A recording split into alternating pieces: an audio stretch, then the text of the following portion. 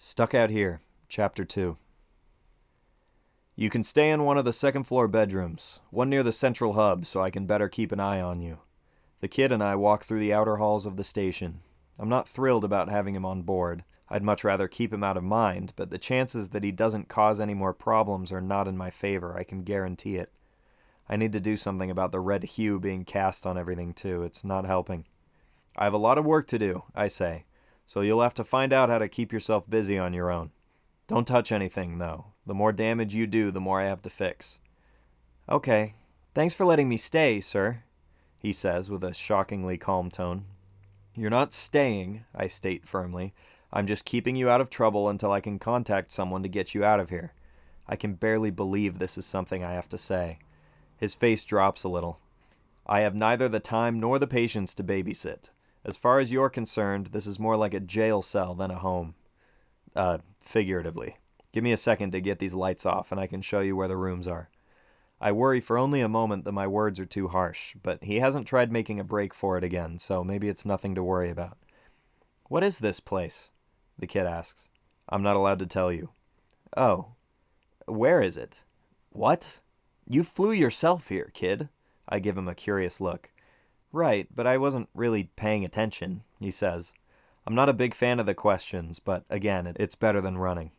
I stop as the hallway forks and look down each route. The electrical box for the emergency lights are down this way, I think. I turn to the left and the kid follows me. I reach a small hatch on the wall and open it, revealing the electrical box. I scan through it, looking for the component controlling the emergency lights. The kid seems to be looking through the box too, for some reason. Can't find it. This must be the wrong box. I close it and keep walking down the hall. How many of those boxes are there on this ship? Have you ever counted? The kid asks. More questions. Lovely. It's not a ship, it's a station, I respond flatly. I tried counting once, but I lost track. There are that many? He seems genuinely interested. No, it was because I was counting over the course of months. That makes sense. You should try again and keep a tally or something. Okay, I spout. I don't care all that much. I turn a corner and approach another box. Opening it, I look through its contents. Finally, the emergency lights component. I take a pair of rubber gloves out of my back pocket and put them on. I reach into the box and follow the wire with my finger, identifying the part controlling it. I carefully unplug the wire and tuck it safely between a few others. The emergency lights immediately cut off, and the main lights shine brightly once again. I breathe a sigh of relief. Thank goodness there's no sirens. That'd really drive me insane. Cool. Where are we going now? Speaking of which, I turn to the kid and look him dead in the eye. He has an oddly warm smile considering the circumstances. You are going to... I'm cut off by the intercom. Station Weir will enact self-destruct sequence in 20 minutes unless lockdown is subdued. You have got to be kidding me. The kid starts stepping around nervously. What? I thought self-destructs had to be turned on, like manually. Isn't this illegal? Yeah, well, governments aren't known for obeying the law, you know, I say, starting to walk down the hall. This is a government station? He sputters. Dang it. I wasn't supposed to say that. I turn back around reluctantly. Listen, you don't need to panic. This is an easy fix. We just turn off the timer or disconnect it. Problem solved. It's that simple? He asks. I start walking towards the central hub. He follows. Well, they don't make digital timers for things like this. It's too simple to hack into them. There's going to be an analog timer in one of the electrical boxes, probably connected somewhere near the intercom. I'll unplug it and the self-destruct won't have a trigger to set it off, I explain. Oh, interesting, he comments. Is it? I don't think that's a sentiment I've heard before. I continue to walk silently to the central hub, and the kid continues to trail behind me. I'm realizing now that I don't even know his name. Not that it's very important, but with the amount of talking he's been doing, you'd think it would have slipped through somewhere. The quiet makes me think of how this job is supposed to be, when the station is empty aside from me and the only thing on my mind is my work. It was peaceful, relaxing, even rewarding at times. I can only hope that this all goes away soon and things can go back to the way they were. I look back at the kid. He definitely notices, but seems to be trying to keep his eyes anywhere but mine. I can't help but wonder what he's thinking, or how he managed to strand himself in the middle of nowhere in a dingy little spacecraft like he was. It's not something I want to be thinking about, though. All the more reason to figure this out quickly. I guess not paying attention is a good way to put yourself somewhere random and isolated in the solar system. But why, though? Is he even allowed to own a spacecraft? I don't know much about the other planets, but I know on Venus you have to at least be an adult before you're allowed to buy one under your own name. Maybe it was his parents? He could have stolen it, too, though the longer he sticks around, the less I think I believe that. Crashing into the station might be the weirdest part. Could it have been an accident? He was unconscious when I pulled him out of the ship, and he was gone by the time I came back, so he probably didn't know I was here. If that's the case, the fact that he practically beelined for the escape pod bay leads me to believe he didn't intend to stay. Or maybe the alarm scared him off. That makes a little more sense, actually. "What's this door?" he asks. I stop walking, looking at the firm steel door shut tightly to our right, just outside the central hub. It's in the middle of the station, so it couldn't be a ship bay or something, like a way to leave. Why is it locked like this? It's a valid question, one that I asked myself in my first year working here. I didn't ruminate on it for very long, as it doesn't really matter. I was told that any doors that were locked when I arrived were to remain that way, so it isn't any of my business. "I don't know. I'm not allowed in there," I answer. "But you're a janitor, right? Isn't it gonna, get dusty or something in there?" He persists. I roll my eyes and keep walking. I'm an engineer, not a janitor, and if I'm not supposed to be in there, then I'm not going to push it. I probably don't care about whatever's in there either. I enter the central hub, walk towards the pillar in the middle, and open the electrical box, which is noticeably bigger than the ones in the halls. I don't assume the timer is in the same box as the intercom component. I think they'd try to hide it a little better than that, but seeing where the intercom's connections are running could be helpful. "What does all this stuff do?" the kid chimes in. I notice he's looking through the box again. I shoot him a look. "Are you serious? I don't have time to explain every piece to you. Nor do I want to. You've got a lot of questions, kid." I turn back to the box and start tracing the wires with my finger. "You get 3. All right? This one." He points at the piece I've been tracing from. A decent-sized box with "Communicate" printed on it. That's the intercom. It controls when messages are relayed over the speakers, what the messages say, and it has a chip to generate the voice that says it. I keep following the wires. They seem pretty evenly spread. I don't know if I'm going to deduce much from this. "What about that one?" He points at a large box in the upper right corner, reading "Volmatch." That holds the breaker switches for facilities near the central hub. Mostly the cafeteria and the laboratory. "Only those two? What about the control center?" he asks. I side-eye him. "You want to make that one of your questions?" No. I want to ask about..." He looks through the box carefully. "This one. I noticed this in the other boxes, too." He points at a small piece near the center, which also has Volmatch on it. Your ship would have had one of these too, most likely," I explain. "That's a voltage regulator. I think it's self-explanatory." "Oh, but isn't that what the breaker switches are for? If the voltage gets too high?" he asks. I roll my eyes, deciding whether I want to indulge a fourth question or not. I guess this is technically question 3.5.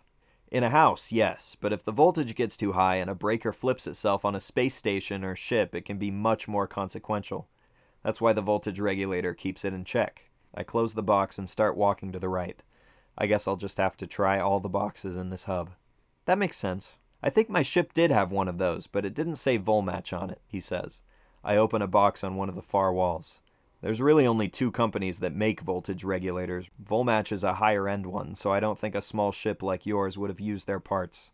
It would have been from Myelectric. I scan the contents of the box, but I don't see anything that looks like a timer. "I think you're right," he says. I hold my ear close to the box to see if I can hear a ticking. Aside from the faint buzz of electricity, it's silent. "Where did you even get that ship? Let alone wind up all the way out here?" I question. He doesn't say anything. I turn to look at him, but he's looking anywhere else. Sure, whatever. "Can I ask one more question?" "Last one," he asks. "No." I check another box, finding nothing. I'm not entirely sure how much time we have before the self-destruct enacts, but I think I'm getting a little nervous. I walk to another wall and open the box. No timer there. I try a box on another pillar. Nothing. I go to a box just outside the hub in one of the halls. No luck. It might be time to panic. I look to the kid. He seems to read my expression despite my efforts to hide it. "Is it not here?" he asks, a little frantic. I briskly walk to another box and look inside. I don't know. I don't have a way to tell which box it's in. What if it's not in the central hub, like in a hallway or something? I'm pretty certain that's not the case, I explain. They definitely want to hide it in case the station was being invaded, but if they keep it too far from the central box, then there's risk of the connection being damaged if there's a fight. I quickly walk to another box at the opposite end of the hub. There's only a couple I haven't checked yet. So what do we do? The kid asks. This box doesn't have one either. I firmly shut the hatch. If I can't find the dang thing, there's nothing we can do. I storm off to try another box. You know, if you hadn't gone and crashed your ship through the wall, we wouldn't be stuck in this situation right now. I'm sorry. It was an accident, he says meekly. An accident? How on earth do you do something like that by accident? I shout, throwing my arms up. I approach another box, but I can't remember if I've checked this one already. I'd rather not get into it. His tone shifts to a more defensive delivery. I did check this one already. I slam the hatch shut. Jeez, you've got a lot to hide, don't you? All the questions in the world, but once it's my turn to ask, then there's nothing you want more than to shut up. I look around the hub, trying to find a box I haven't looked through yet. There's no way I've searched all of them. Half the station's parts are in this room. The kid hangs his head, seemingly unable to look up from the floor. Maybe this is all a ruse, huh? Play the part of the meek, lonely teen, and maybe the old guy won't catch on that you're actually a thief, or a scrapper, whatever else you'd come here for. One heck of a disguise, kid. I turn away from him. We're running out of time. This probably isn't the best... Wait a second. Disguise. That might not be a bad idea. If the station were being invaded, and the self-destruct is meant to either persuade or kill the attackers, they wouldn't let the timer be visually identifiable. It would be disguised as something else. Station Weir will self-destruct in 3 minutes. The intercom blares again. I look across the central hub, eyeing all the boxes we've checked so far. It was definitely in one that I already checked, and I missed it. It's disguised as something else. We need to look through the boxes again, I explain. The kid shifts from dejected to determined. The "we" slipped through. I didn't mean to imply he was going to help, but it's not worth correcting right now. I start walking towards the central pillar box again. The kid stops at the nearest electrical box and looks through it. I guess there's no harm in him doing that, as long as he doesn't touch anything. Nothing in the central box looks out of the ordinary. I'm keeping track of the time now. The 2 pillars to the right have nothing unusual. I don't even know what I'm looking for. My mouth is getting dry. I check a box near the entrance to the hallway, but find nothing. What if it's not actually in the central hub? The sound of the kid opening and closing hatches is breaking my focus. Only 2 minutes at this point. The next 2 are fine. What if it's in the hallways? What if it's hidden in a bedroom? I shouldn't take my chances. Do I even try? I run through the last 3 pillars. Nothing there either. The kid seems upset that I'm checking the same boxes he does. Not that it matters, of course. It's distracting. Precious focus being lost. I almost lose track of remaining time. I run along the walls of the hub, checking the next 2 boxes. I don't have time to make it all the way around. There's just over 1 minute left. This is it. This is how it ends. Maybe it won't be so bad.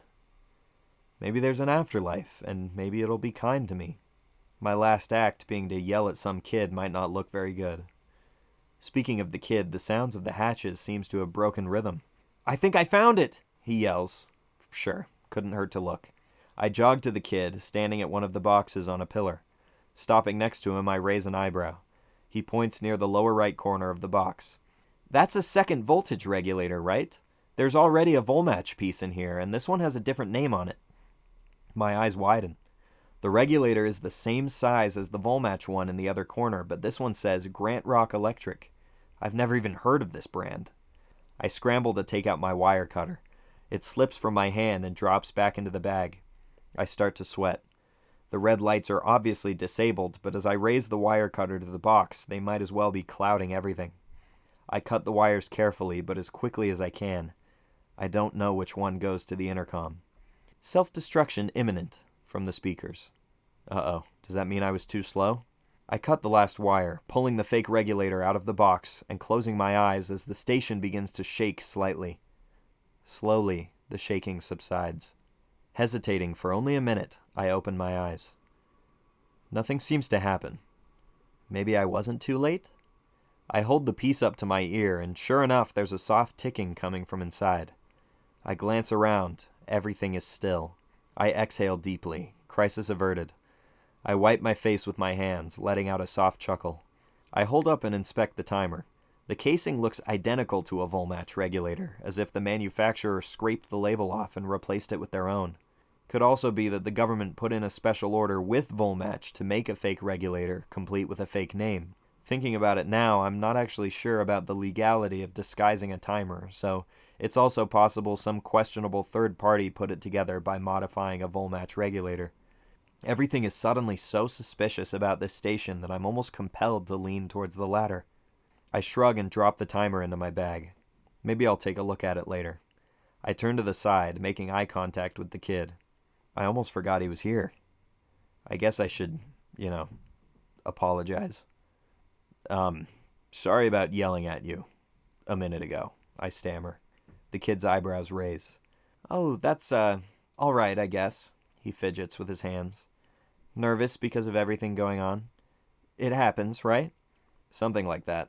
I turn away. That wasn't so hard. Can I ask my last question now? He asks. He already asked his last question, and I denied him another one. Still, somehow, I find myself debating. I guess after yelling at him, I could give him this one thing, even if I already apologized. I sigh. Sure, go ahead. On the inside of all the electrical boxes, there's butterflies scratched into the doors. What does that mean? He tilts his head slightly. I freeze. It's, called a mechanic's card. Mechanics or engineers etch them into machines that they work on. Like a sign they were there. I'm a little surprised he knows what a butterfly is. Oh, that's pretty cool. I think I saw something like that on my ship, too. So yours is a butterfly? Why? That's more than one question, I say flatly. A harsh, distant creaking noise reverberates through the station, causing me to wince instantly. The noise stops, and I stand completely still, waiting to see if it comes back. Waiting for a different sound from a different direction, for something to come crashing down, for everything to go black. But nothing happens. I open my eyes and look around again. Maybe it was an effect of the self-destruct almost starting, but I can't tell yet. I'll have to put that near the top of the to-do list. Waiting another moment, in case there are any more last-second surprises, I sigh and remove my gloves. I stuff them into my pocket and turn to the kid. Now I can show you where the rooms are. End of chapter 2.